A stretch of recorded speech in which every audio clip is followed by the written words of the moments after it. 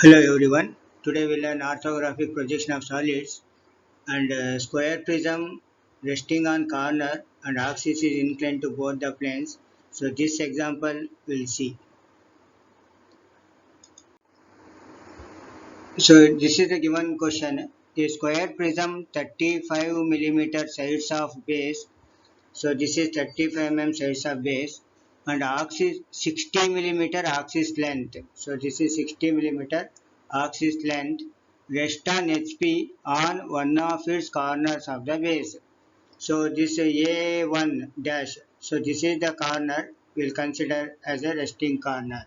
So the resting corner should be on our right side. In orthographic projection of solids, we'll make this one as a thumb rule. The resting side or corner should be on our right side,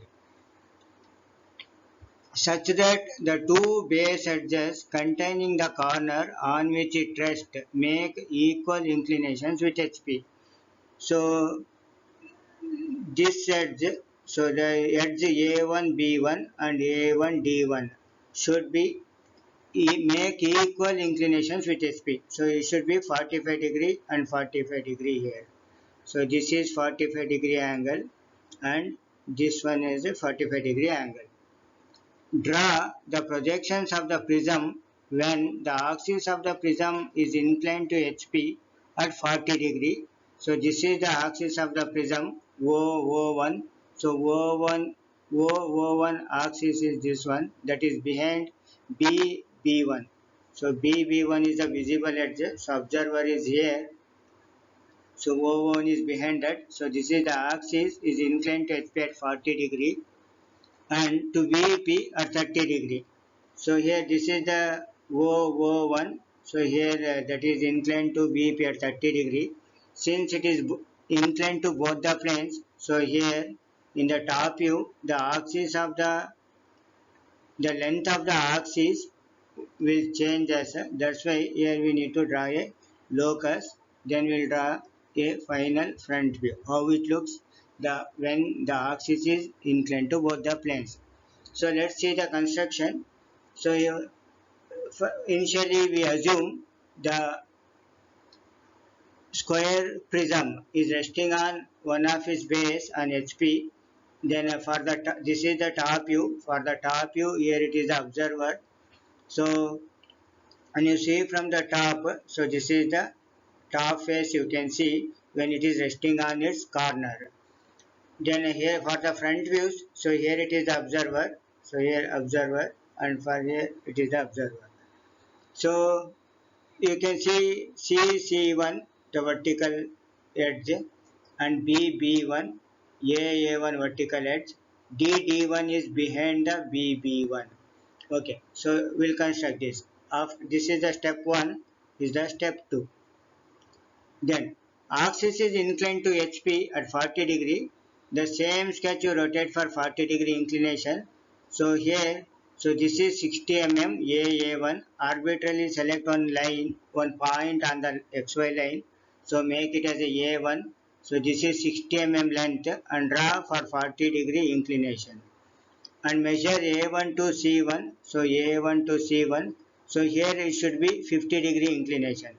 Since it is 40 degree and here this is always 90 degree, so 90 plus 40 130 and plus 50 is 180. So the sum of the angles of the triangle should be 180 degree. So when it is given 40 degree, so this should be 50 degree.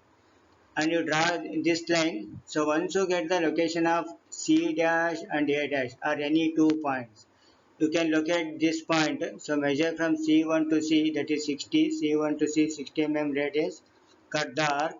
So A dash to C dash measure, A dash to C dash and cut the arc. And measure these distances and transfer here and join.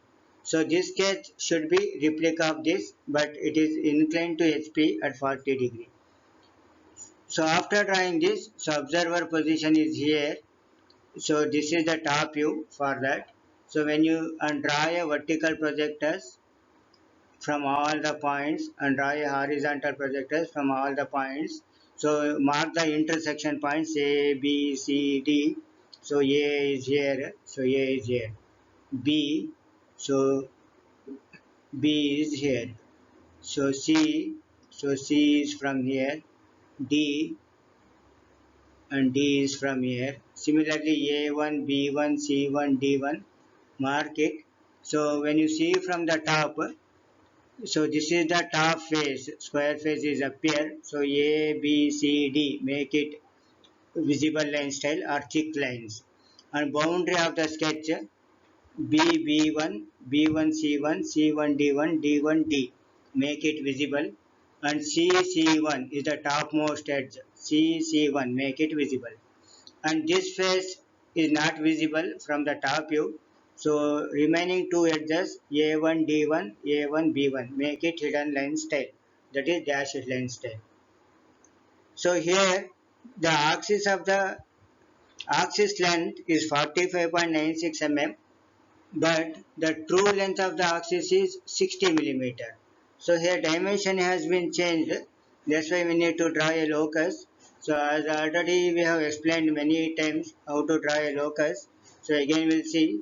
So first draw a line for given inclination, that is VP at 30 degree. So draw a line for 30-degree inclination with respect to XY line.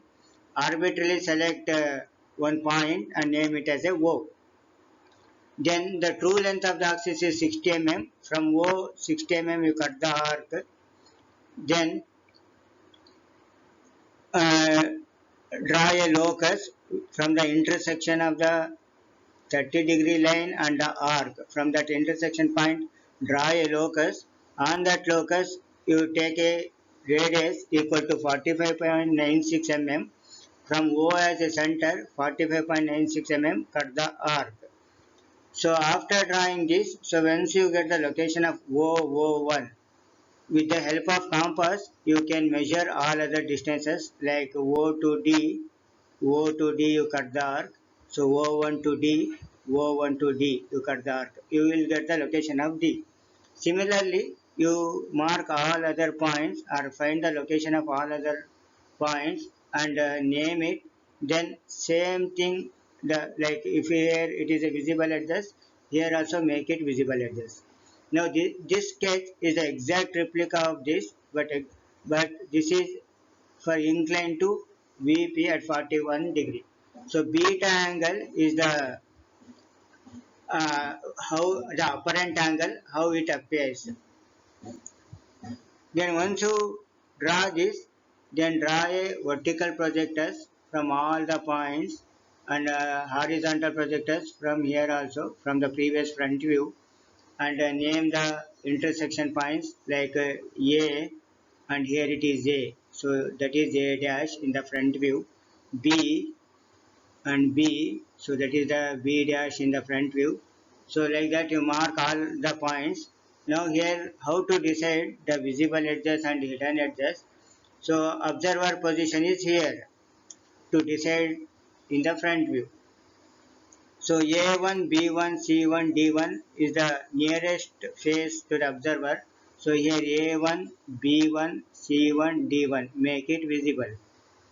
Then boundary of the sketch, that is A1, A dash, B dash, B dash, C dash, C dash, C1 dash make it visible. Then O and O1 you maintain the axis line, you draw the axis line, the center line type, one bigger dash and smaller dash. Then after completing this, so remaining three edges will be hidden. So once this face is visible in any one view, the another opposite face will not be visible.